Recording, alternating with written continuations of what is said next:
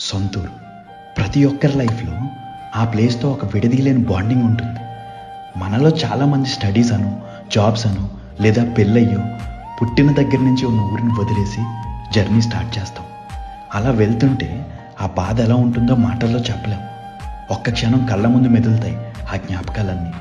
చదివిన స్కూలు, తిరిగిన రోడ్లు, ఆడుకున్న grounds, cinema halls, food places, మన అడ్డా, అమ్మ, నాన్న, ఇలా పుట్టినప్పటి నుంచి మన కళ్ళెదురుగుండా ఉన్న ప్రతి దాన్ని వదిలేసి కొత్త ప్లేస్కి వెళ్తాం.